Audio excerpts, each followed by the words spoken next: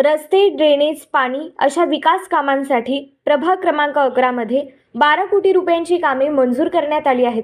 यातील 9 कोटी रुपयांची कामे सध्या सुरू आहेत. भविष्यात ही प्रभागाच्या सर्वांगीण विकासासाठी भरघोस निधी आणण्यात येईल, अशा आमदार सचिन कल्याण शेट्टी आणि आमदार देवेंद्र कोठे यांच्या अभिवचनाने नागरिकांची मने जिंकली. प्रभाग क्रमांक 11 मधील राजीव नगर येथे नागरिकांच्या प्रचंड प्रतिसादात सभा झाली.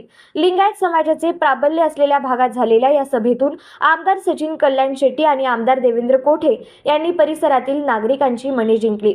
या प्रसंगी व्यासपीठावर आमदार सचिन कल्याण शेट्टी, आमदार देवेंद्र कोठे, गुरुशांत धुत्तरगावकर, उमेदवार युवराज सरवदे, शारदाबाई रामपुरे, मीनाक्षी कडगंची, अजय पोडनम, राजकुमार हंचाटे, प्रकाश महंता, गणेश चौरे उपस्थित होते. आमदार सचिन कल्याण शेट्टी यांनी याप्रसंगी कन्नड भाषेत नागरिकांशी संवाद साधला. आमदार देवेंद्र कोठे यांनी प्रभाग क्रमांक 11 सह शहर मध्य मतदारसंघात मोठा विकास केला आहे. सोलापूर शहरात विमानसेवा, IT पार्क, समांतर जलवाहिनी, समतोल पाणी पुरवठ्यासाठी 892 कोटी रुपयांच्या योजनेला मंजुरी अशी अनेक विकास कामे झाली आहेत. भविष्यातही अनेक विकास कामे होणार आहेत. त्यामुळे प्रभाग क्रमांक 11 सह सोलापूरकरांनी भाजपाच्या सर्व उमेदवारांना निवडून द्यावे, असे आवाहन आमदार सचिन कल्याण शेट्टी यांनी याप्रसंगी केले. आमदार देवेंद्र कोठे म्हणाले, मुख्यमंत्री देवेंद्र फडणवीस यांच्यामुळे शहर मध्य विधानसभा मतदारसंघात 147 कोटी रुपयांचा निधी मंजूर झाला आहे. यातील कोट्यवधी रुपयांची कामे प्रगती पथावर आहेत. काँग्रेसच्या तत्कालीन आमदार प्रणिती शिंदे यांना त्यांच्या 15 वर्षांच्या कार्यकाळात देखील इतका निधी मिळाला नाही.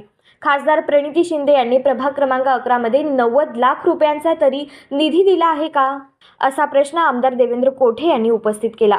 आपण संघटित झालो तर अंगणातील तुळस आणि देवळावरील कळस सुरक्षित राहणार आहे. MIM सारख्या पक्षाला डोक्यावर बसवून घेणे आपल्याला परवडणारे नाही. त्यामुळे मतदारांनी भाजपच्या 4ही उमेदवारांना प्रचंड मोठ्या मताधिक्याने निवडून द्यावे, असे आवाहनही आमदार देवेंद्र कोठे यांनी याप्रसंगी केले. लाडकी बहीण योजना बंद होईल असा खोटा प्रचार काँग्रेस आणि विरोधकांकडून केला जात होता. परंतु ही योजना सुरू असून भविष्यातही ही योजना सुरू राहणार आहे. यंदाच्या मकर संक्रांतीपूर्वी मुख्यमंत्री देवेंद्र फडणवीस यांच्या सरकारकडून लाडक्या बहिणींना 3,000 रुपये मिळणार आहेत.